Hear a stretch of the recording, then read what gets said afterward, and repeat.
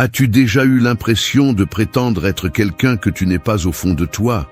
T'es-tu déjà regardé dans le miroir et t'es-tu demandé, avec une brutalité honnête, ai-je vraiment confiance en moi? Ou est-ce que je fais juste semblant pour que ça paraisse ainsi? La plupart des gens n'ont pas confiance en eux. Ils ont une façade, une armure de mots sûrs, de postures répétées, de phrases motivantes qui sonnent bien, mais qui ne signifient rien quand tout s'effondre. La vraie confiance, très peu en ont. Parce que la vraie confiance ne vient pas de la façon dont on te voit, ni de ce que tu as, ni de ce que tu accomplis. La vraie confiance naît dans le silence, quand il n'y a personne autour. Et pourtant, tu ne te trahis pas. Et voici la vérité inconfortable. Le monde ne te doit rien. Personne ne viendra te sauver. Personne ne te donnera la permission d'être qui tu es. Personne ne te validera constamment. Si tu attends l'approbation, tu vivras comme un esclave. Si tu attends le moment parfait, tu mourras en attendant. C'est pourquoi aujourd'hui je ne suis pas là pour te parler joliment. Je ne suis pas là pour te gonfler avec des phrases de croix en toi pendant que tout s'effondre à l'intérieur. Aujourd'hui, nous allons aller à la racine. Nous allons parler de confiance depuis le terrain où elle se construit réellement. Le chaos, le doute, la peur, la frustration. Nous allons parler d'une confiance qui ne crie pas, qui ne s'exhibe pas, qui n'a pas besoin de public. Une confiance qui se forge quand tu ne peux plus te mentir. Et pour cela, nous allons utiliser le stoïcisme. Non pas comme une idée élégante, mais comme un outil brutal. Parce que le stoïcisme ne te caresse pas. Il te réveille, il te secoue, il te force à prendre le contrôle de la seule chose que tu peux contrôler. Toi, tes pensées, tes actions, tes valeurs. Dans cette vidéo, tu recevras 8 leçons. Ce ne sont pas des conseils pour te sentir mieux. Ce sont des principes pour devenir plus fort. Je ne vais pas te les vendre comme magiques. Je vais te les donner pour ce qu'ils sont, des armes, pour rompre avec la version faible, dépendante et vide que le monde t'a appris à être. Alors écoute attentivement. N'applaudis pas mentalement. Applique, entraîne-toi, et quand tu le feras, tu le remarqueras. Non pas parce que les gens le diront, mais parce qu'enfin, pour la première fois, tu vas marcher avec toi sans peur, sans culpabilité, sans masque. 2. Brise la chaîne invisible. Tu n'es pas né attaché, mais tu as appris à vivre enchaîné. Et le pire, c'est que les chaînes qui pèsent le plus ne se voient pas. Elles ne font pas de bruit, elles ne brillent pas, elles ne te serrent pas la peau. Mais elles te freinent chaque fois que tu veux avancer. Elles te murmurent que tu n'es pas assez, que ce n'est pas ton moment, que quelqu'un d'autre mérite cette place. Que toi, non. C'est la chaîne invisible, celle que tu as fabriquée toi-même au fil des ans. Faite d'opinions que tu as absorbées sans les remettre en question, de regards qui t'ont appris à douter de toi, d'échecs mal digérés et de silences remplis de peur. Et non, ce n'est pas de ta faute si tu l'as créée. Mais c'est ta responsabilité de la briser. Tu veux de la confiance réelle? Alors commence par là. Arrête de penser que tu as besoin de devenir quelqu'un d'autre pour mériter du respect. Arrête d'attendre que le monde te dise qu'il est sûr de bouger. Cela n'arrivera pas. Le monde ne va pas te libérer. Parce que le monde préfère que tu continues à obéir, que tu continues à te taire, que tu continues à douter. Le stoïcisme dit que l'être humain est libre par nature. Mais cette liberté n'est pas un cadeau, c'est une conquête. Et elle se conquiert par l'action consciente, pas par des fantasmes mentaux. Il ne suffit pas de te dire que tu es libre. Tu dois agir comme si tu l'étais, même si tu as peur, même si tout tremble en toi. Épictète, un esclave devenu sage, l'a dit clairement. Ce ne sont pas les choses qui nous affectent, mais l'opinion que nous avons d'elles. Et tu as des opinions qui sont de véritables entraves. Tu penses que tu ne peux pas, que tu ne sais pas, que tu vas échouer. Et au lieu de rire au visage de ces voix, tu leur obéis comme un chien bien dressé. Briser la chaîne invisible ne consiste pas à crier que tu es libre. Il s'agit de faire ce que tu sais que tu dois faire, même si tu as encore peur. Il s'agit de dire ce que tu penses, même si cela dérange. De quitter cet endroit où tu ne grandis plus, même si tu n'as pas un plan parfait. De choisir ce qui te renforce, même si cela fait mal au début. La confiance n'est pas l'absence de peur.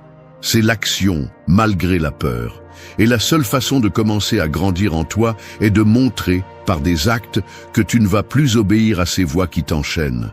Alors pose-toi une question brutale. À quoi obéis-tu aujourd'hui qui te maintient enchaîné? À l'opinion de quelqu'un qui ne respecte même pas sa propre vie? À un standard de succès que tu ne comprends même pas? À la peur de ne pas être assez, alors que tu as déjà prouvé plus d'une fois que tu peux? Briser la chaîne invisible est un acte de guerre contre ta version domestiquée. Et oui, ça va faire mal. Parce que quand tu coupes une chaîne, une partie de toi s'en va aussi. La partie qui se contentait, la partie qui se cachait, la partie qui existait seulement pour plaire. Mais ce qui reste après, c'est le feu. C'est la présence. C'est une voix qui ne se tait plus sous la pression. C'est une confiance qui n'a besoin ni de permission ni d'applaudissements. C'est ça, la vraie liberté. Et c'est la base d'une confiance qui ne se brise pas sous le regard des autres. Brise la chaîne invisible. N'attends pas de te sentir prêt. Fais-le maintenant. Parce que chaque jour que tu repousses, la peur grandit. Et chaque pas que tu fais, même petit, la peur recule. C'est ainsi que la confiance commence à se construire. Par une coupure nette, une rupture réelle, un plus jamais ça. Et ensuite marcher. Même si ça fait mal, même si c'est lourd, même si ça tremble. Mais marcher libre. Quand tu comprends que personne n'a l'autorité de te donner du courage. Que tu l'as déjà, mais il est endormi. Rouillé, caché sous des couches d'obéissance, de peur, de fausse humilité. Combien d'opportunités as-tu laissé passer simplement en attendant le moment approprié? Combien de fois as-tu gardé ta vérité pour ne pas déranger? Combien de fois as-tu minimisé tes idées, tes talents, ta voix, en attendant que quelqu'un d'autre les valide? Arrête d'attendre. Personne ne viendra allumer la torche pour toi. Personne ne va prendre de risques à ta place. Personne ne va vivre ta vie. Et chaque jour que tu passes à attendre est un jour que tu te refuses à toi-même. Ce point n'est pas seulement un conseil. C'est un ordre, parce qu'il y a des batailles internes qui ne se gagnent pas avec douceur. Il y a des moments où tu dois te dire en face, ça suffit. Assez de rester immobile. Assez de demander si tu peux. Assez de vouloir plaire pour avancer. Assez de demander la permission d'être toi. La vie ne demande pas à l'eau si elle peut couler. Elle ne demande pas au feu s'il peut brûler. Ils le font simplement. Et toi, qui es conscient, qui as une voix, une pensée et une volonté, vas-tu continuer à attendre la permission des dieux pour bouger? Personne ne va te toucher l'épaule et te donner le feu vert. Personne ne va te descendre la lune comme un signe. Personne ne va te dire « c'est ton tour ». Le tour est maintenant. La permission, c'est toi qui la donnes. Et si tu ne la donnes pas, tu vas rester à vivre à moitié, faisant de ta vie une répétition éternelle. Jusqu'à ce qu'un jour, tu te rendes compte que la scène s'est éteinte et que tu n'es même pas entré. Arrête d'attendre la permission des dieux. Agis comme si tu étais déjà libre. Parce qu'au fond, tu l'as toujours été. Seulement, tu n'as pas osé le croire. 3. Occupe la place qui est déjà la tienne. Il y a des espaces qui t'appartiennent, même si tu n'oses pas encore les fouler. Des endroits où tu pourrais déjà être, mais tu n'y es pas. Non pas parce que tu ne peux pas, mais parce que tu n'y crois pas. Parce que tu doutes, parce que tu penses que quelqu'un d'autre le mérite plus, parce qu'au fond, tu continues à voir ta valeur comme quelque chose à gagner, pas comme quelque chose qui existe déjà. Et non, il ne s'agit pas d'arrogance, il ne s'agit pas de se croire supérieur, il s'agit de reconnaître ce qui est déjà à toi par droit d'effort, de conscience, de travail interne. Mais cette place ne t'est pas donnée, elle ne t'est pas accordée, elle se prend. Et elle se prend avec présence, avec courage, avec décision. Beaucoup de personnes passent leur vie à attendre d'être invitées. Elles veulent s'asseoir à la table, mais seulement si quelqu'un leur dit que c'est bien. Comme si la validation d'autrui était une clé qui ouvre leur potentiel. Et ils ne le voient pas, mais chaque fois qu'ils font cela, ils se font petits, ils se courbent, ils se rétrécissent pour rentrer dans un moule qu'ils n'ont même pas choisi. Occupe la place qui est déjà la tienne, pas celle qu'on t'a donnée, pas celle qu'on t'a permise, celle que tu sais, au fond, qui te correspond. Cet espace où tu peux parler clairement, agir avec intention, vivre avec sens. Cet endroit où tu ne fais pas semblant, tu n'imites pas, tu ne demandes pas la permission. Le stoïcisme ne parle pas de briller, il parle d'être ferme, d'être qui tu es sans trembler, de marcher sans regarder si les autres approuvent le pas. Marc Aurèle n'a pas écrit pour être admiré. Il a écrit pour se rappeler encore et encore que l'empereur était aussi humain, que le vrai pouvoir n'est pas dans le poste, mais dans la clarté, dans la cohérence, dans la capacité de se tenir même quand le monde entier pousse contre. Et toi, combien de temps encore vas-tu te refuser ce qui est déjà à toi? Combien de fois encore vas-tu reculer pour laisser passer quelqu'un d'autre en premier? Combien de fois encore vas-tu regarder de l'extérieur en pensant que ce n'est pas encore ton moment? Cette place que tu désires tant occuper n'est pas atteinte quand tu te sens prêt.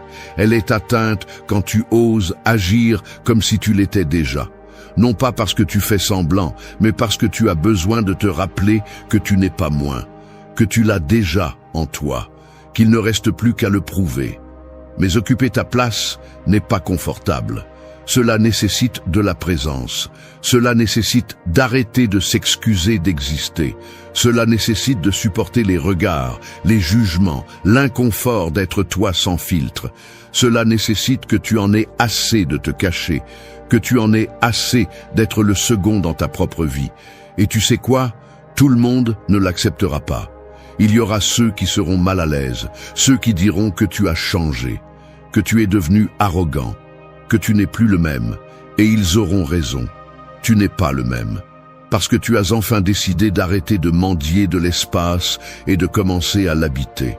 La confiance ne se construit pas seulement avec des mots, elle se construit avec du territoire, avec chaque pas que tu fais fermement, avec chaque fois que tu décides de ne pas baisser la tête, avec chaque moment où tu choisis d'être toi, même quand l'environnement te pousse à te rétrécir. Occupe la place qui est déjà la tienne, non pas pour prouver quoi que ce soit à qui que ce soit, mais pour ne pas te décevoir une fois de plus. Parce qu'au fond, tu sais quand tu fuis toi-même, et tu sais aussi quand enfin tu as décidé de rester. 4. Respire comme celui qui domine la tempête. Quand tout s'agite, la première chose que l'on perd est la respiration. L'esprit court, le cœur s'accélère, le corps se tend. Et toi, qui voulais garder le contrôle, tu finis par être emporté par l'émotion. L'anxiété prend le volant, la colère crie, la peur paralyse, et tout à coup, tu n'agis plus avec intention. Tu réagis comme un animal effrayé. Le monde ne va pas se calmer pour toi. Il ne va pas s'arrêter parce que tu es en train de t'effondrer de l'intérieur. La tempête va continuer, elle va frapper plus fort, elle va te secouer, te tester, t'exiger. Tu ne peux pas contrôler cela, mais tu peux contrôler comment tu te tiens face à elle. Respirer. Cela semble insignifiant, mais c'est une arme, une qui, si tu sais l'utiliser, peut te redonner le pouvoir même au milieu du chaos. Ce n'est pas seulement inspirer et expirer, c'est dire au corps, ici, c'est moi qui commande. C'est te rappeler que tu n'es pas à la merci de tes impulsions, que tu n'es pas une victime de ton anxiété, que tu peux choisir comment répondre.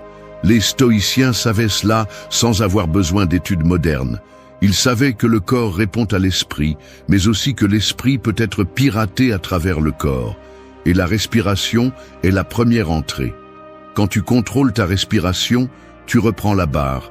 Tu cesses d'être l'esclave du moment et tu en deviens le maître. La plupart perdent cette bataille sans même savoir qu'elle existe. Ils réagissent sans réfléchir. Ils crient sans raison. Ils se noient dans leurs propres émotions. Ils se détruisent parce qu'ils ne s'arrêtent pas une seconde, parce qu'ils ne respirent pas, parce qu'ils n'attendent pas. Parce que oui, parfois, il suffit d'attendre.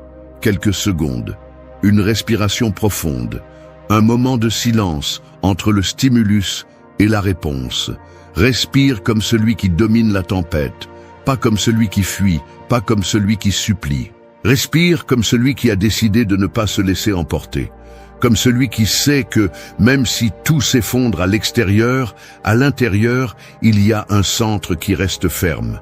Et ce centre ne s'achète pas, ne se transmet pas, ne se simule pas. Il se forme. Chaque fois que tu choisis de ne pas exploser, de ne pas courir, de ne pas abandonner, tu formes cette force. Chaque fois que tu respires profondément au milieu du chaos, tu dis à ton système nerveux « Nous allons bien, nous n'allons pas nous briser ».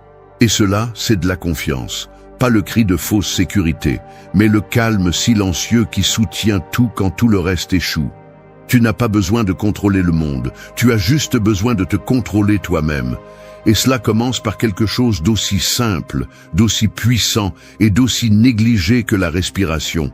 Respirer pour ne pas agir à partir de la blessure. Respirer pour ne pas répéter les schémas. Respirer pour pouvoir penser, pour pouvoir voir, pour pouvoir décider clairement. Il ne s'agit pas de spiritualité bon marché ni de techniques à la mode. Il s'agit de survivre avec dignité, de répondre comme un être humain, pas comme un animal blessé, de te tenir au milieu du chaos sans te trahir, sans te perdre, sans te rabaisser. Quand tout brûle, respire. Quand on t'attaque, respire. Quand tu te sens au bord du gouffre, respire. Parce que si tu peux respirer, tu peux penser. Et si tu peux penser, tu peux choisir. Et si tu peux choisir, tu peux tout changer. Respirer, c'est le pouvoir sur toi. Et celui qui a le pouvoir sur lui-même n'a pas besoin de contrôler les autres. Il peut marcher en paix même au milieu du feu. Il peut agir avec fermeté, même quand tout tremble. Il peut vivre en confiance, non pas parce que le monde est sûr, mais parce qu'à l'intérieur de lui, il y a quelque chose qui ne se brise pas. 5. Arrache-toi le masque, regarde-toi en face. Vivre avec un masque, c'est comme utiliser un miroir embué pour te coiffer chaque matin. Tu te vois, oui, mais jamais clairement, jamais complètement. Juste des formes vagues, une silhouette floue de ce que tu es vraiment. Et c'est ainsi que tu passes tes journées, croyant te connaître, alors qu'en réalité, tu ne connais que la version éditée que tu as inventée pour te protéger. Tu ne peux pas construire une véritable confiance si tu ne sais pas qui tu es. Et tu ne peux pas savoir qui tu es si tu continues à jouer la comédie. Si chaque jour, tu mets un masque différent pour t'intégrer, pour être apprécié, pour ne pas déranger, pour paraître plus fort, plus heureux, plus sûr de ce que tu ressens vraiment. Nous portons tous des masques. Depuis notre plus jeune âge, nous avons appris à cacher ce que nous ressentons pour être acceptés, à sourire quand nous voulions pleurer, à dire « tout va bien » quand tout était brisé à l'intérieur. Nous avons appris à être fonctionnels plutôt qu'à être authentiques. Et le pire, c'est que nous l'avons fait si bien que nous avons fini par croire que ce masque, c'était nous. Mais ce n'est pas nous. Le masque est une stratégie. C'est un mécanisme de défense. Il a servi à un moment donné. Peut-être t'a-t-il protégé, peut-être t'a-t-il aidé à survivre, mais il ne s'agit plus de survivre. Il s'agit de vivre, de vraiment vivre, et pour cela tu dois l'arracher. Ce n'est pas facile, parce qu'il ne te protège pas seulement, il te cache aussi de toi-même. Tant que tu le portes, tu peux te mentir. Tu peux dire que tout va bien, que tu n'as pas peur, que tu te fiches de ce que les autres pensent. Mais au fond, tu sais que ça compte, que ça fait mal, que tu es en fuite. Le stoïcisme ne parle pas de prétendre être fort. Il parle de faire face à ce qui est. Il parle de regarder son propre âme sans fioriture, sans excuse, sans filtre. Sénèque disait « La vérité se montre nue ». Et tu ne peux pas construire une vérité si tu es déguisé. Regarde-toi, en face, sans masque, sans l'image que tu montres sur les réseaux sociaux, sans le personnage que tu as créé pour survivre. Regarde-toi tel que tu es vraiment, avec tes vides, tes peurs, tes échecs, tes blessures, non pas pour te punir, non pas pour te détruire, mais pour te reconnaître. Parce que ce qui n'est pas reconnu ne peut pas être transformé. Il n'y a pas d'acte plus courageux que de se regarder sans mentir. Parce que c'est là que commence la véritable confiance. Non pas en montrant ce que tu sais, mais en acceptant ce que tu ignores. Non pas en prétendant que tu es fort, mais en reconnaissant où tu te brises. La confiance naît de la vérité, et la vérité parfois brûle. Qui es-tu quand personne ne te regarde ? Qu'est-ce que tu tais par peur que cela change la façon dont on te voit? Quelle partie de toi caches-tu parce que tu penses qu'elle n'est pas suffisante? C'est là que se trouve le point de départ. C'est là que tu dois aller. Arrête de jouer. Arrête de répéter des phrases que tu ne ressens pas. Arrête de sourire par politesse quand ce dont tu as besoin est de crier. Arrête de porter la peau des autres pour marcher parmi eux. Ta confiance ne grandira pas sur une scène. Elle grandira lorsque tu oseras en descendre. Regarde-toi en silence. Regarde-toi avec crudité. Et ensuite, commence à te reconstruire à partir de là, à partir de la vérité, à partir de l'inconfort, à partir de ce que tu as toujours voulu cacher. Parce que quand tu n'as plus rien à cacher, tout ce que tu fais est réel. Et quand c'est réel, c'est solide. Et quand c'est solide, ça ne se brise pas facilement. Arrache-toi le masque. Regarde-toi en face. N'attends pas d'être prêt. Fais-le simplement. Parce que tant que tu continueras à jouer, tu continueras à douter. Mais quand tu commenceras à être, même si ça fait mal, quelque chose en toi va se réveiller. Et ce qui se réveille n'a pas besoin de validation. Il a juste besoin d'espace. Et cet espace est à toi. 6. Marche sur le sol même s'il tremble. Marcher sur un sol qui tremble demande plus de caractère que de technique. C'est comme traverser un pont suspendu qui bouge à chaque pas, sachant qu'il n'y a pas de filet en dessous. Chaque fibre de ton corps veut reculer, s'accrocher à la sécurité, au terrain connu. Mais tu sais que si tu fais un seul pas ferme, même si tout tremble en toi, il n'y a plus de retour en arrière. C'est ça le courage. Et c'est là que naît la véritable confiance. Le problème n'est pas que le sol tremble. Le problème est que tu penses que tu dois attendre qu'il se calme pour avancer. Et il ne va pas se calmer. La vie n'est pas stable. Elle n'est pas conçue pour que tu te sentes en sécurité. Elle est conçue pour te mettre à l'épreuve, pour tester si ce que tu dis croire est vraiment soutenu quand les choses bougent. Le stoïcisme le rend clair. Tu ne peux pas contrôler les circonstances, seulement ta réponse. Et souvent, cette réponse se résume en une seule décision. Soit tu te paralyses, soit tu avances. Soit tu laisses le tremblement dicter ta vie, soit tu décides que tu vas marcher malgré lui. La confiance n'est pas l'absence de tremblement. C'est le choix d'avancer avec peur. C'est la capacité de marcher fermement au milieu de l'incertitude. C'est la force de tenir ton chemin même quand tes jambes ne cessent de trembler. Parce que tu sais que si tu t'arrêtes par peur, cette peur devient ton maître. Tu ne vas pas te sentir prêt. Tu ne vas pas te sentir à l'aise. Tu vas douter. Tu vas sentir que tout peut mal tourner. Mais si tu attends de te sentir fort pour agir, tu vas vivre arrêté. Parce que la force arrive quand tu avances, pas avant. C'est dans le mouvement que tu te renforces. C'est dans le feu que l'acier est trempé. Chaque personne que tu vois sûre, ferme, déterminée, a aussi tremblé, a aussi douté, a aussi senti qu'elle ne pouvait pas. Mais elle ne s'est pas arrêtée. Elle ne s'est pas laissée dominer par cette première impulsion de reculer. Elle a décidé de marcher comme si elle avait déjà la sécurité qu'elle ne ressentait pas encore. Et dans cet acte de bravoure, elle a commencé à la construire. Marcher sur le sol, même s'il tremble, c'est te rappeler que tu es plus que ta peur. Que tu peux la ressentir sans la laisser te contrôler, que tu peux avoir des doutes sans abandonner, que tu peux être dans le chaos sans perdre ton axe. Et cela s'entraîne. Chaque fois que tu choisis d'agir, même si tu n'as pas de certitude, tu entraînes ta confiance. Chaque fois que tu fais un pas, alors que ton esprit crie « Attends », tu gagnes du terrain. Personne ne va te donner de stabilité externe. Personne ne va venir te sécuriser le chemin. Mais tu peux trouver de la stabilité en toi, non pas comme une certitude absolue, mais comme une conviction. Quoi qu'il arrive, je vais le soutenir. C'est l'attitude stoïcienne, et c'est aussi l'attitude de celui qui se respecte. Alors, arrête d'attendre le moment parfait. Marche maintenant, même si tu sens que tu vas tomber. Parce que même si tu tombes, tu apprendras à te relever. Et chaque chute renforcera tes jambes, chaque pas tremblant affinera ton focus, et il viendra un moment où le sol pourra continuer à trembler, mais pas toi. Le respect de soi ne se construit pas dans le calme, il se construit dans la tempête. Il se construit lorsque tu décides d'avancer avec le cœur battant fort, avec la voix brisée, avec le doute criant dans ton oreille. Et pourtant, tu marches, parce que ta décision vaut plus que ta peur. Marche sur le sol, même s'il tremble, non pas par un courage parfait, mais par un engagement envers toi-même. Parce que chaque pas que tu fais ainsi, imparfait, réel, honnête, te rapproche du type de personne qui n'a plus besoin que le monde se calme pour marcher avec assurance. 7. Brûle le déguisement de la complaisance. Essayer de plaire à tout le monde, c'est comme marcher avec un masque qui change de forme à chaque personne que tu croises. Tu finis épuisé, confus, déconnecté.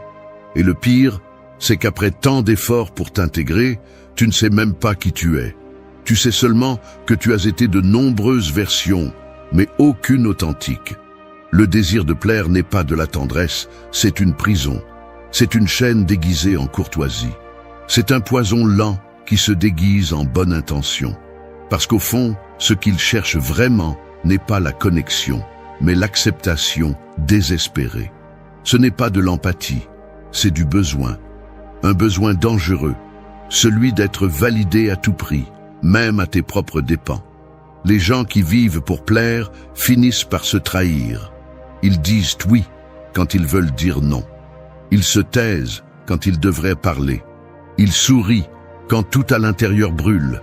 Ils changent d'opinion en fonction de la pièce dans laquelle ils se trouvent.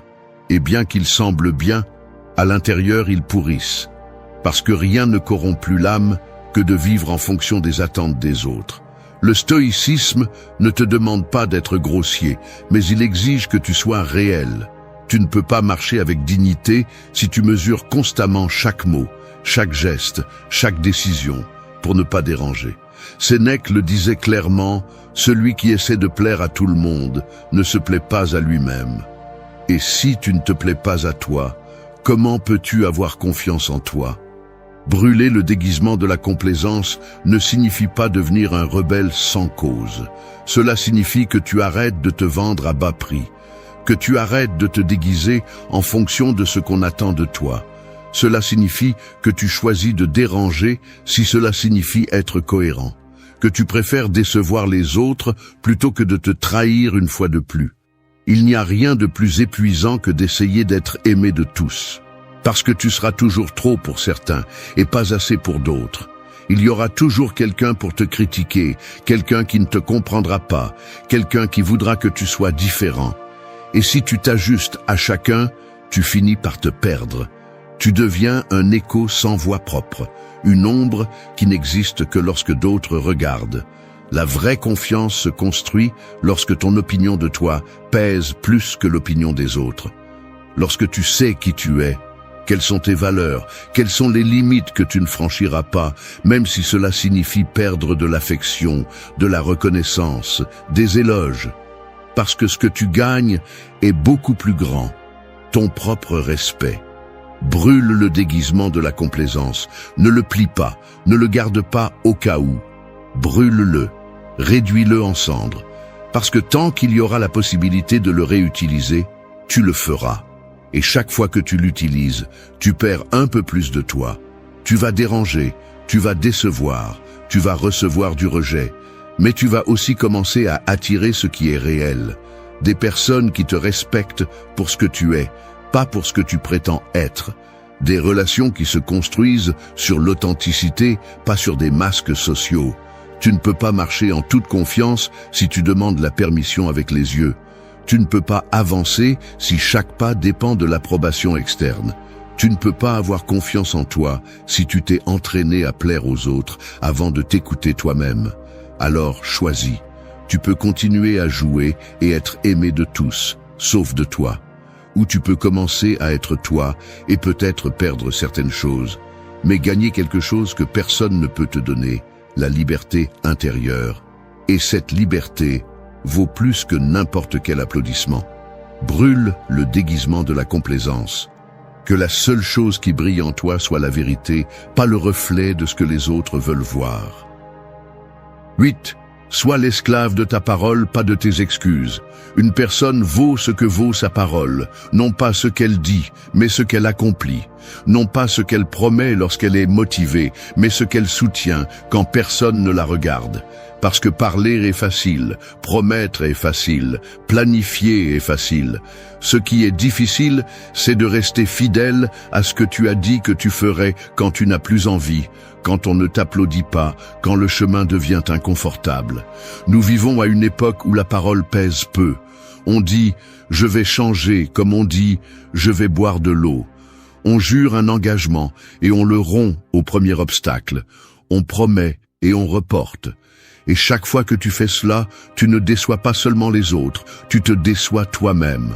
Ton esprit l'enregistre, ton corps le ressent, et ta confiance se brise un peu plus.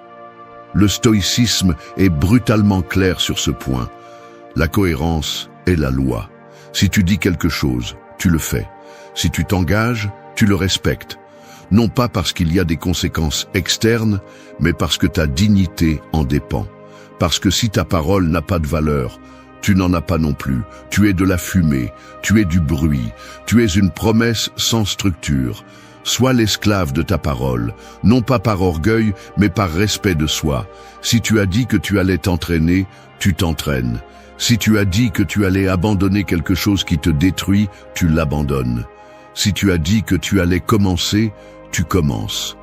Pas quand c'est facile, pas quand tu te sens inspiré. Maintenant, même si ça fait mal, même si tu n'en as pas envie, même si tu es fatigué, les excuses semblent logiques, même nobles. Ce n'est pas le moment. Je ne suis pas prêt. J'ai passé une mauvaise journée. Mais une excuse n'est qu'un mensonge bien maquillé.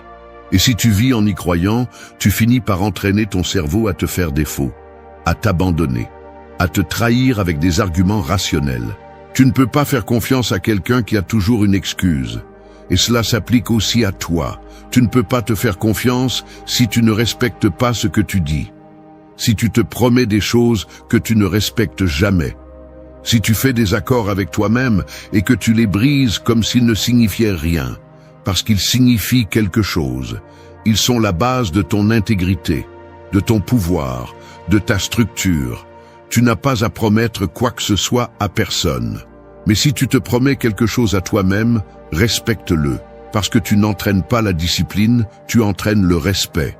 Tu construis ou détruis ta crédibilité personnelle avec chaque action, chaque décision, chaque excuse ou accomplissement. Et il ne s'agit pas d'être parfait. Il s'agit d'être ferme, de comprendre que la confiance ne naît pas de se motiver tous les jours. Elle naît de te voir accomplir, de dire « je vais le faire » et de le faire, encore et encore, jusqu'à ce que ce ne soit plus un doute, mais une partie de ce que tu es.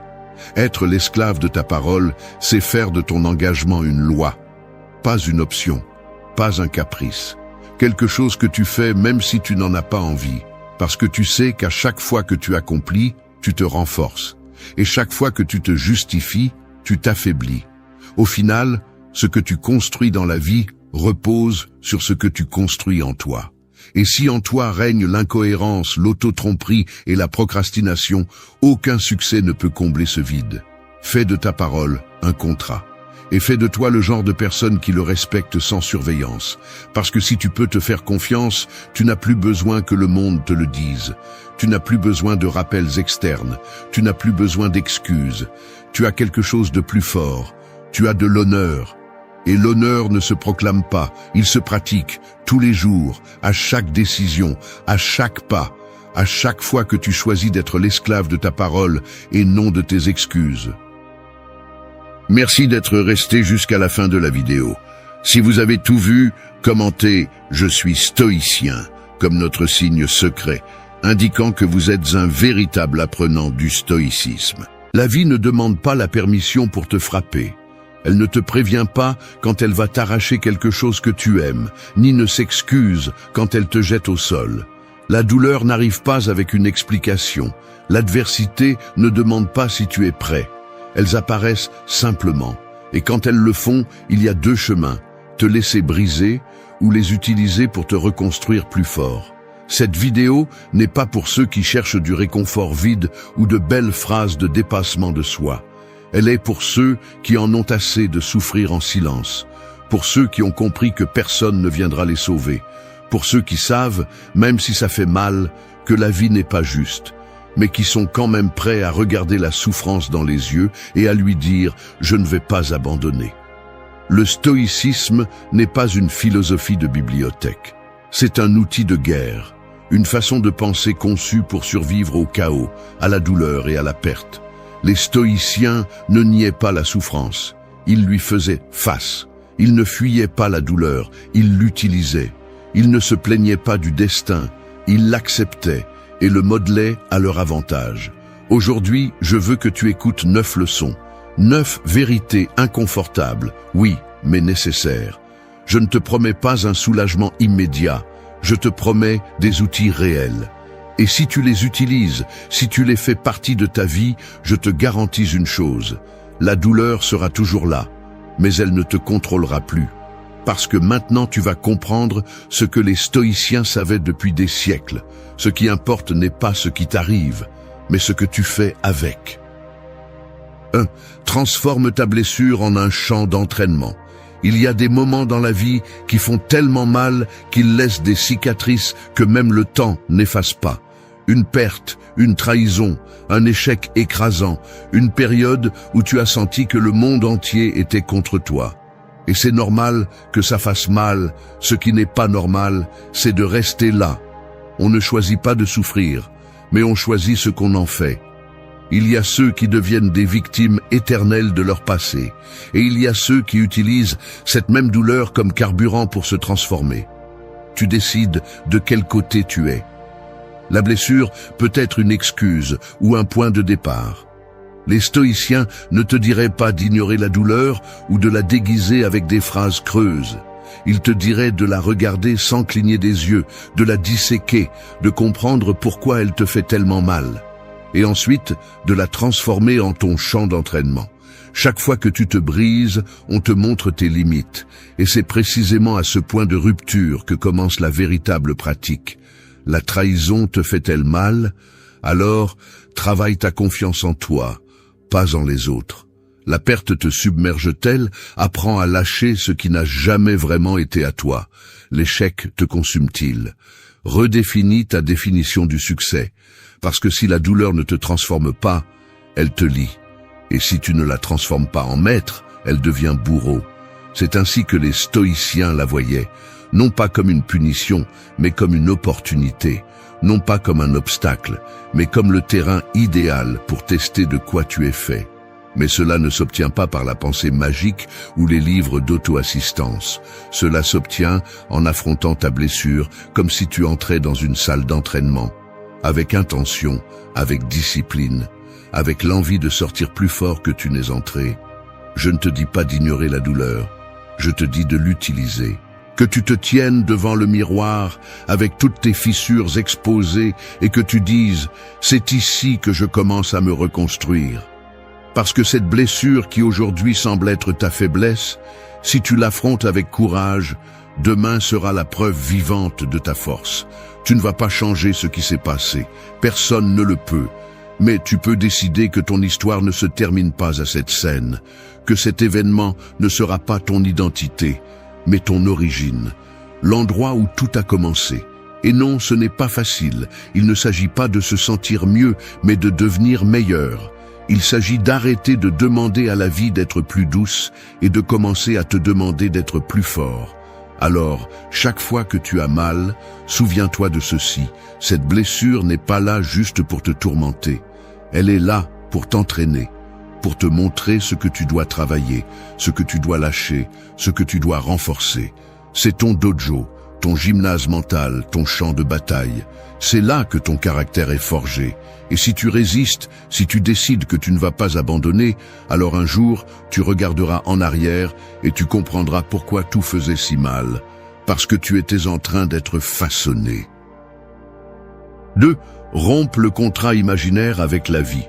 Peut-être que tu ne t'en es pas rendu compte, mais tu portes un contrat que tu n'as jamais signé avec de l'encre, mais que tu agis comme si c'était la loi. Un contrat invisible qui dit que si tu es une bonne personne, les choses doivent bien se passer pour toi. Que si tu fais des efforts, la vie te récompensera. Que si tu aimes, on t'aimera de la même manière. Que si tu fais ce qui est juste, tout s'emboîtera comme il se doit. Et tu sais quoi? Ce contrat n'existe pas. Il n'a jamais existé. Tu l'as inventé. On te l'a vendu. Tu l'as assumé parce qu'il était plus confortable de croire que la vie est juste plutôt que d'accepter qu'elle ne l'est souvent pas. Le problème avec ce contrat, c'est que chaque fois que la réalité le brise, parce qu'elle va le briser inévitablement, tu souffres.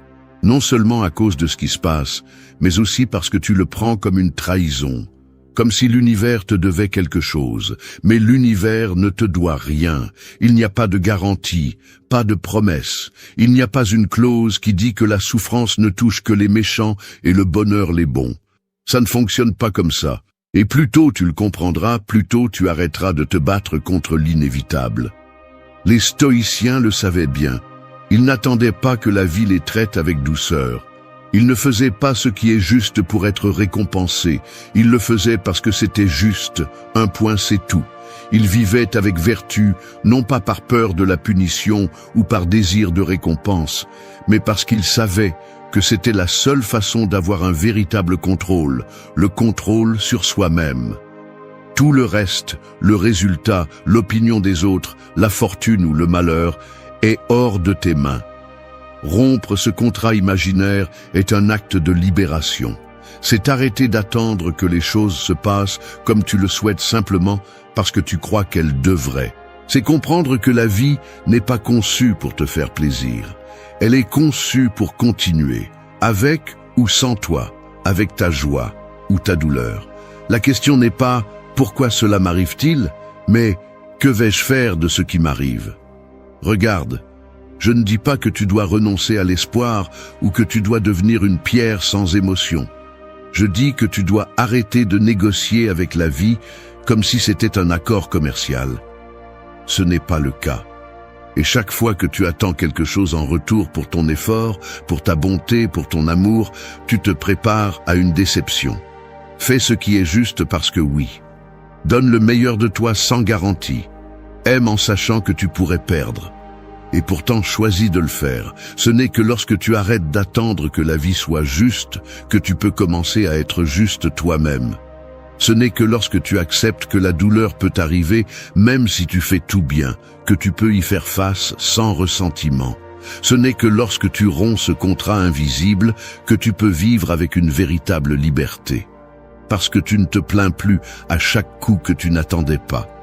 Maintenant, tu es prêt à répondre. Et répondre avec force, avec intégrité, avec courage. Alors romps ce contrat, détruis-le, réduis-le en miettes, et à sa place, écris un nouveau principe. Je vais vivre avec vertu, non pas parce que le monde me récompense, mais parce que c'est la seule façon de ne pas me perdre moi-même quand tout le reste échoue. C'est la seule promesse qui compte. Tout le reste, c'est du bruit. 3. Lâche le fouet de la plainte et saisis le marteau de l'action. Se plaindre est facile. Tout le monde peut le faire. En fait, beaucoup de gens font de la plainte un mode de vie. Ils se lèvent et maudissent le lundi, blâment le gouvernement, la famille, le partenaire, le climat, les autres, le passé. Ils se plaignent de la douleur, de ce qu'ils n'ont pas, de ce qu'ils ont perdu, de ce qui n'est pas arrivé.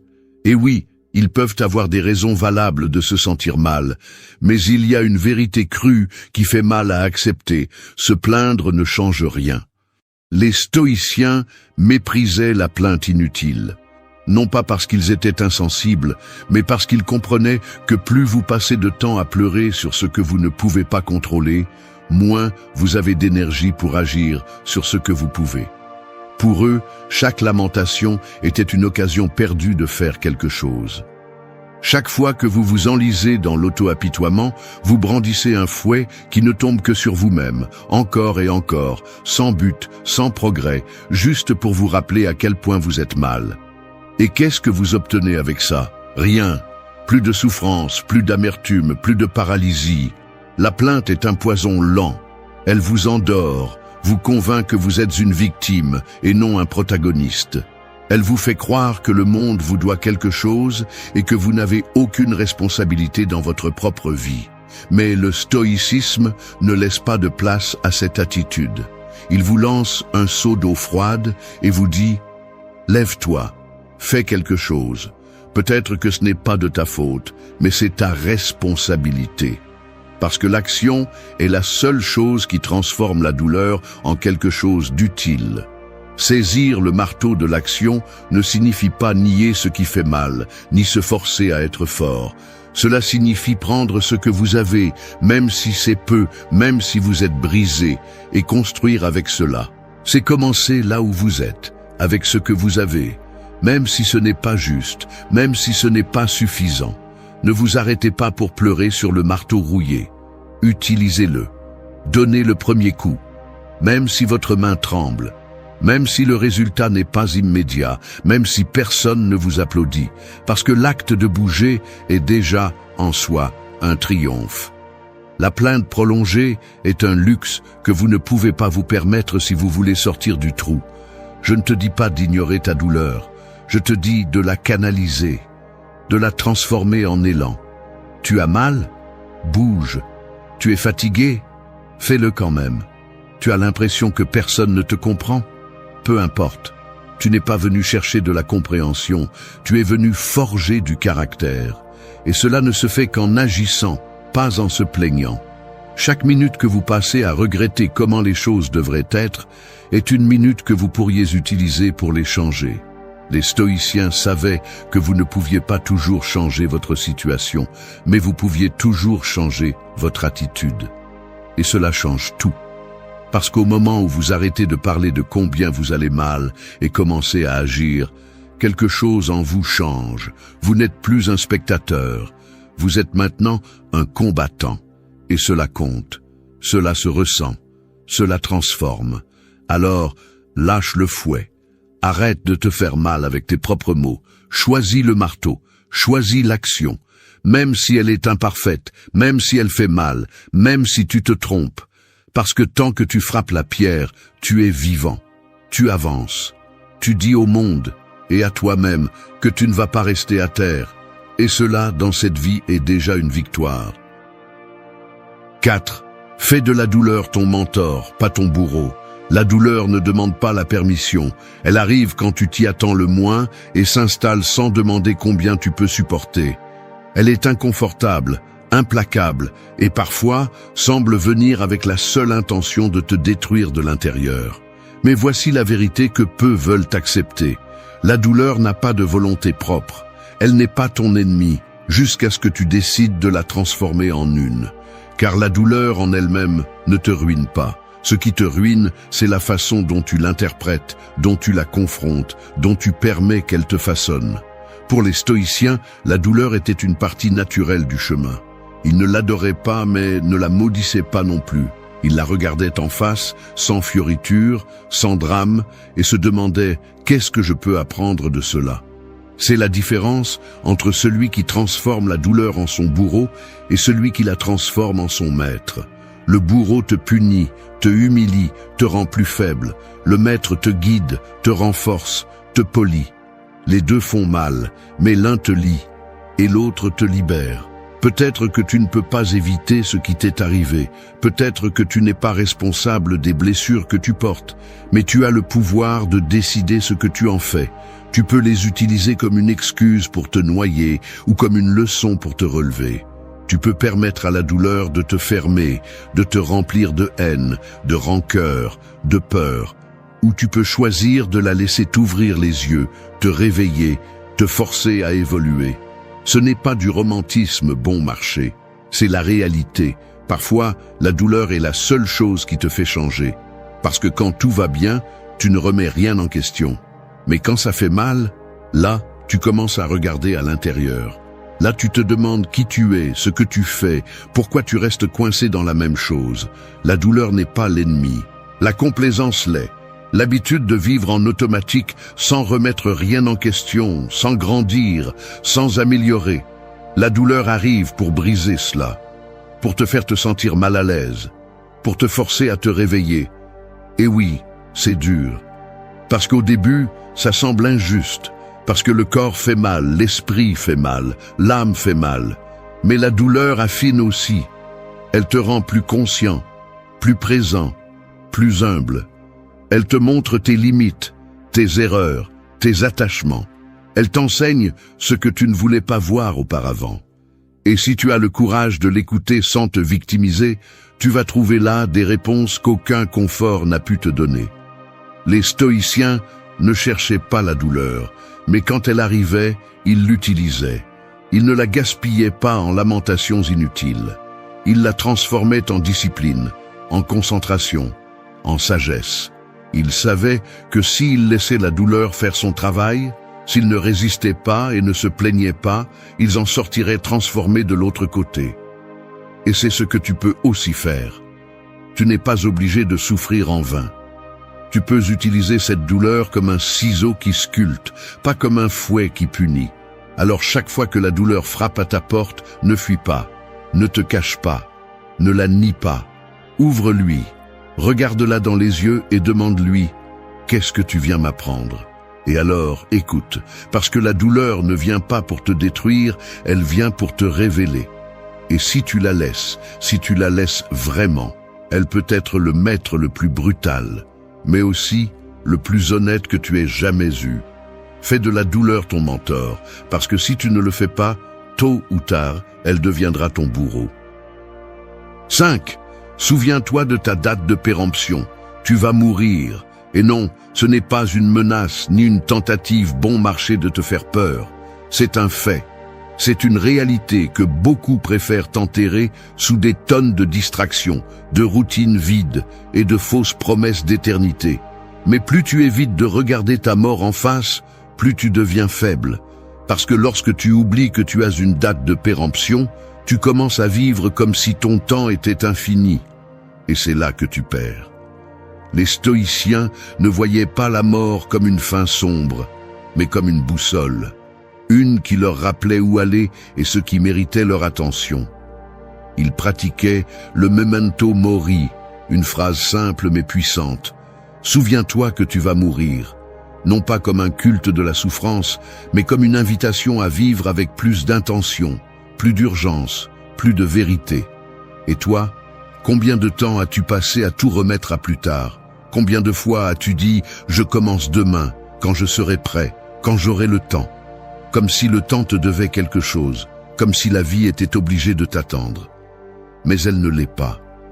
Le temps passe, avec ou sans ton permission. Chaque jour que tu laisses passer est un jour de moins. Chaque moment que tu perds en choses inutiles est un moment que tu ne récupéreras jamais. Et le pire, c'est que tu vis comme si tu étais immortel. Alors que la seule chose certaine, c'est que tu ne l'es pas. La souffrance, la douleur, l'adversité, tout se transforme lorsque tu comprends que cela ne durera pas éternellement, que ce corps va échouer, que ce cœur va cesser de battre, qu'un jour tu vas fermer les yeux et ne plus jamais les rouvrir. Et quand cela s'inscrit dans ton âme, alors oui, tu commences à prioriser ce qui est important. Tu arrêtes de perdre du temps à te plaindre, à comparer, à ressentir du ressentiment.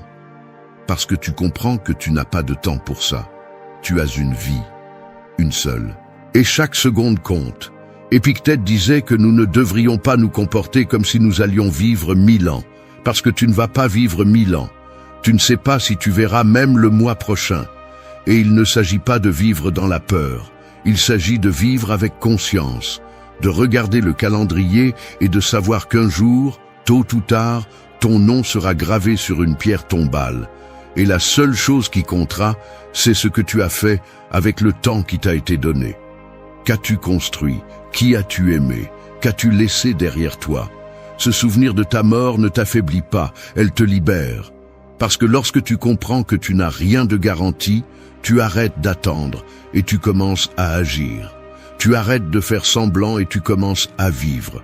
Tu embrasses l'inconfort, le réel, l'urgence. Tu prends des décisions plus courageuses.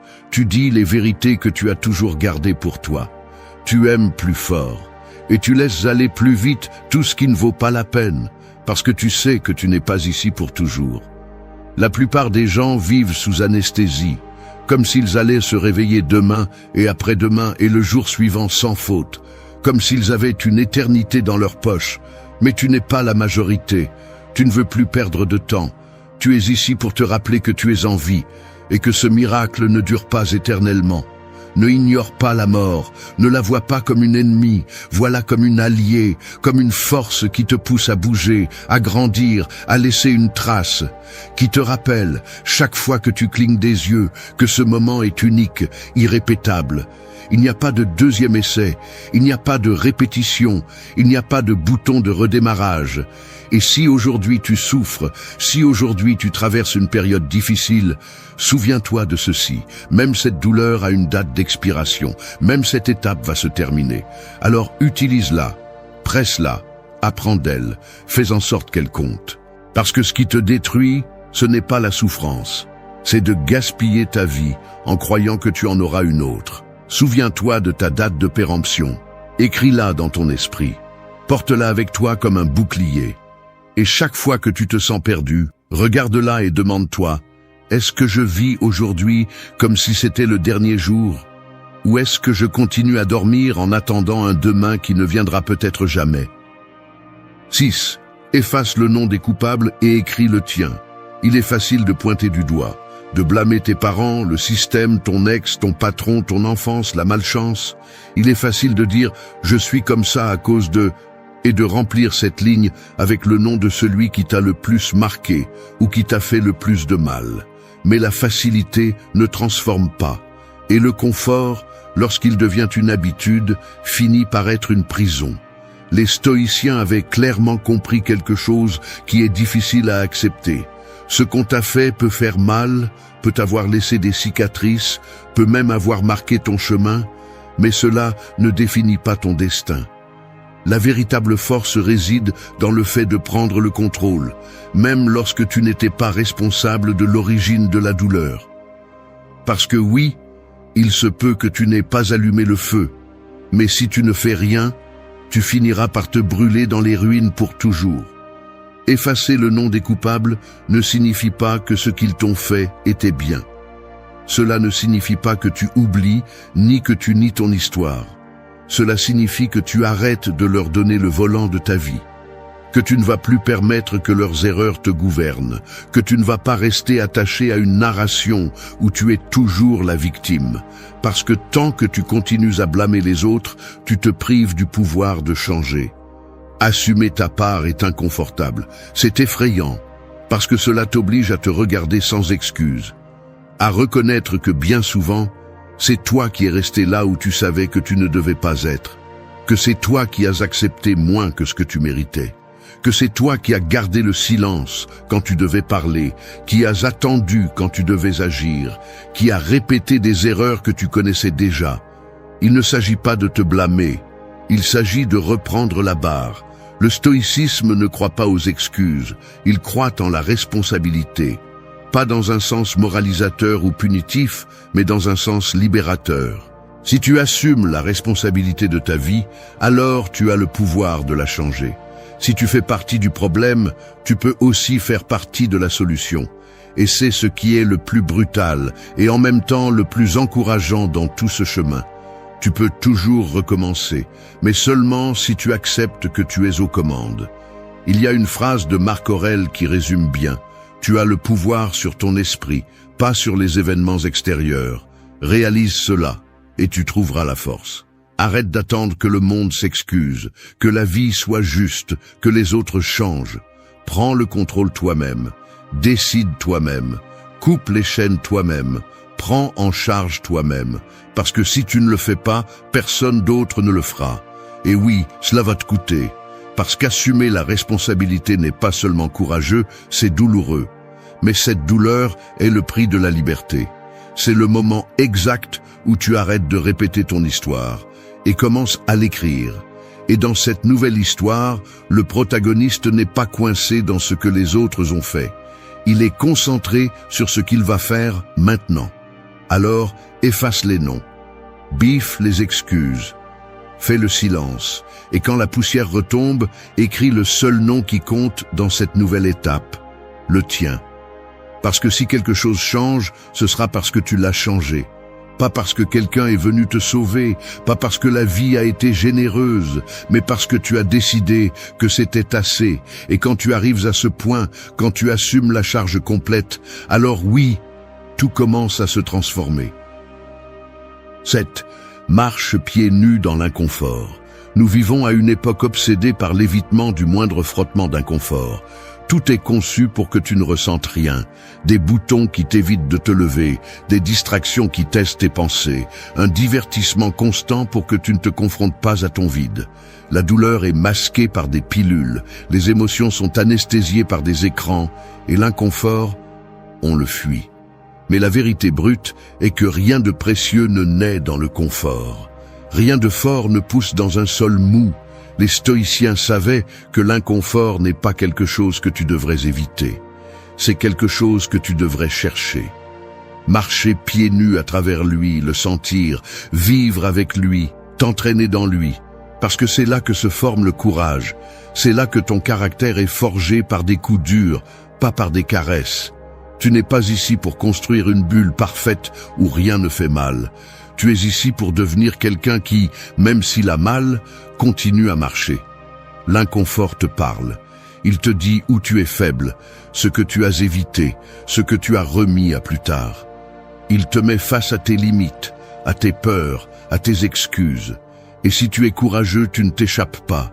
Tu restes, tu l'affrontes, tu te brises si nécessaire, mais tu ne fuis pas. Parce que celui qui fuit toujours l'inconfort finit par en être l'esclave. Il devient petit, fragile, dépendant de ce que tout soit bien pour pouvoir être bien. Et on ne vit pas comme ça. On survit. Est-ce que ça te dérange d'être seul? Alors reste seul. Apprends à t'écouter. Est-ce que ça te dérange de parler en public? Alors parle. Est-ce que ça te dérange de dire ce que tu ressens, de prendre des décisions difficiles, de lâcher ce qui te pèse? Fais-le quand même. Parce que chaque pas que tu fais pieds nus sur ce qui dérange est un pas de plus loin de la peur. C'est un pas vers une version de toi plus forte, plus libre, plus réelle. Les stoïciens pratiquaient l'inconfort. Ils mangeaient simplement quand ils pouvaient se permettre des luxes. Ils dormaient parfois sur le sol. Ils marchaient sous la pluie. Non pas par masochisme, mais parce qu'ils comprenaient quelque chose que beaucoup oublient aujourd'hui. Si tu peux être fort quand tu n'en as pas besoin, tu seras prêt quand tu en auras besoin. Et cela te donne un avantage. Cela te donne la paix. Cela te donne du pouvoir. N'attends pas que la vie te frappe pour commencer à te durcir. Fais-le toi-même. Entraîne ton corps, ton esprit et ton âme dans l'inconfort avant que l'adversité ne t'y oblige. Ne sois pas de ceux qui ne se renforcent que lorsqu'ils n'ont plus le choix. Sois de ceux qui choisissent le chemin difficile parce qu'ils savent que c'est là que se trouve la véritable transformation. Marcher pieds nus dans l'inconfort ne signifie pas chercher à souffrir pour souffrir. Il s'agit de te rappeler que tu peux résister, que tu n'as pas besoin que tout soit parfait pour rester debout, que tu ne vas pas te briser en ressentant la peur, en affrontant l'inconfort, en étant exposé. Au contraire, chaque fois que tu le fais, tu grandis. Chaque fois que tu résistes sans anesthésie, sans excuse, sans t'échapper, tu gagnes un véritable pouvoir. Pas un pouvoir sur les autres, mais sur toi-même. Et cela vaut plus que n'importe quel confort vide. Alors ne te cache pas, ne cherche pas des raccourcis doux, marche fort même si ça fait mal, marche pieds nus même si tu te blesses. Parce que plus tu apprends à te mouvoir dans l'inconfort, moins il a de pouvoir sur toi. Et viendra le jour où le monde se secouera, où tout s'effondrera. Et toi, tu resteras debout. Parce que tu as déjà été là avant, parce que tu t'es entraîné, parce que tu as décidé que ta force ne dépendrait pas de ce que tout soit confortable, mais de ce que tu sois prêt pour ce qui vient. 8. Écoute le rugissement du silence. Nous vivons entourés de bruit. Toute la journée, à toute heure, notifications, opinions, musique, vidéos, commentaires, critiques, exigences. Le bruit ne s'arrête jamais, et ce n'est pas un hasard.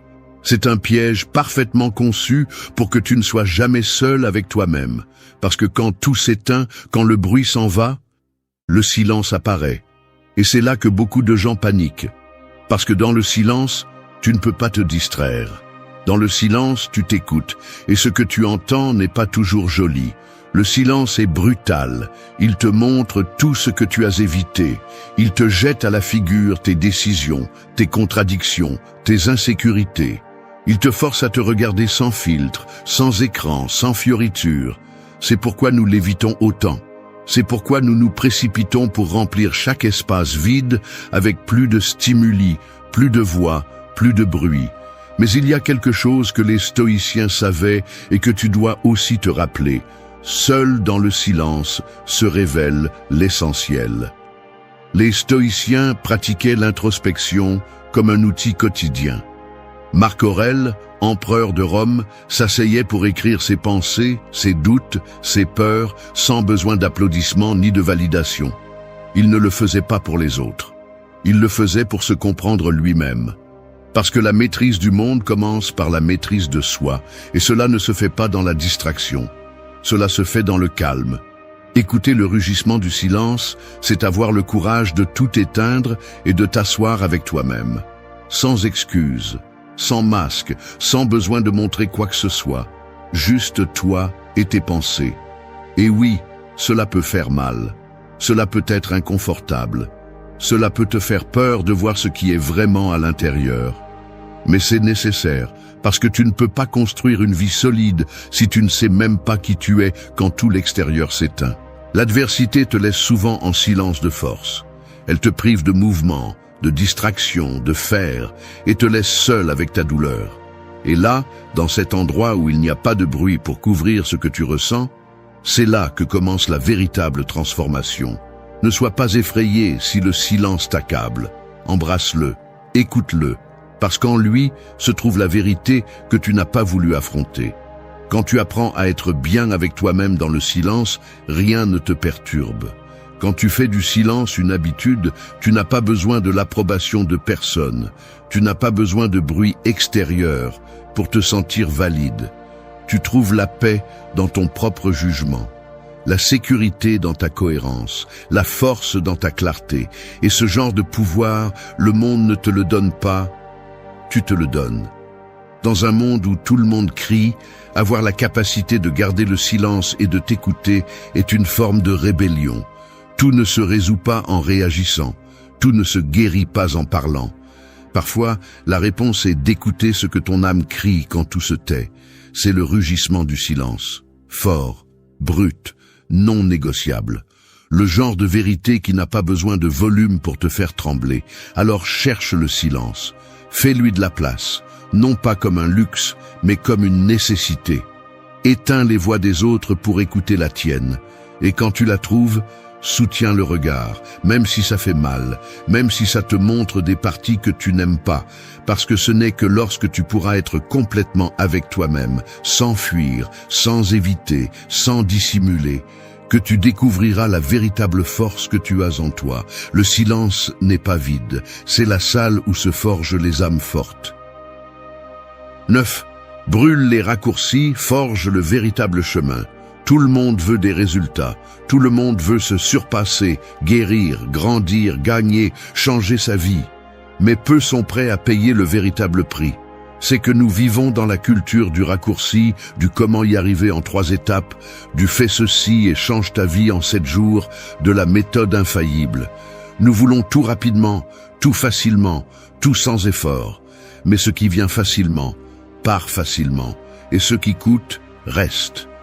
Les stoïciens le savaient bien. Ils ne parlaient pas de formules magiques, ils parlaient de vertu, de discipline, de résistance, de caractère, et cela ne se construit pas avec des raccourcis. Cela se construit en marchant à chaque pas, même lorsque le sol brûle, lorsque l'esprit doute, lorsque le corps demande à abandonner. Cela se construit dans la lenteur, dans la répétition, dans l'invisible. Parce que le réel ne crie pas, ne se vend pas, ne cherche pas d'applaudissements. Il est simplement, brûle les raccourcis, détruis-les, parce qu'ils ne t'emmènent pas là où tu dis vouloir aller. Ils te font croire que tu avances, mais ils te volent la transformation. Ils te donnent des résultats vides, et le plus dangereux, ils t'apprennent à ne pas avoir confiance en toi, mais en des formules externes. Le véritable chemin n'est pas le plus court, c'est celui qui te forme, celui qui t'enseigne, celui qui t'exige tellement que tu n'as pas d'autre choix que de devenir plus fort pour pouvoir le parcourir. Tu ne vas pas guérir en 2 jours, tu ne vas pas surmonter ta douleur avec une vidéo motivante. Tu ne vas pas te lever du jour au lendemain, mais tu peux commencer maintenant. Tu peux faire un pas aujourd'hui, et un autre demain, et un autre après-demain. Et chacun de ces pas va faire mal, oui, mais il va aussi construire quelque chose en toi que aucun raccourci ne pourrait te donner. Une véritable fierté, une force acquise, une identité forgée. Les stoïciens parcouraient ce sentier tous les jours. Ils n'attendaient pas de motivation, ils n'attendaient pas de résultats immédiats. Ils faisaient ce qu'ils devaient faire, peu importe comment ils se sentaient, parce qu'ils savaient que la valeur n'est pas dans le désir de changer, mais dans la persévérance, lorsque tout en toi veut t'abandonner. C'est ce qui sépare celui qui parle de celui qui transforme vraiment sa vie. Et toi, si tu traverses une période difficile, si tu souffres, si tu sens que tu ne peux plus, ne cherche pas le raccourci. Ne te laisse pas distraire par des solutions faciles. Regarde-le en face.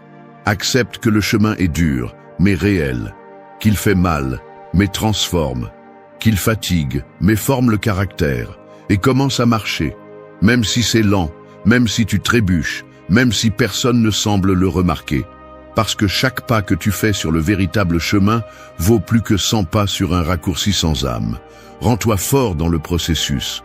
Prends plaisir à être parmi les rares qui ne renoncent pas, qui ne cherchent pas de sortie facile, qui choisissent la difficulté parce qu'ils savent que la difficulté est ce qui façonne.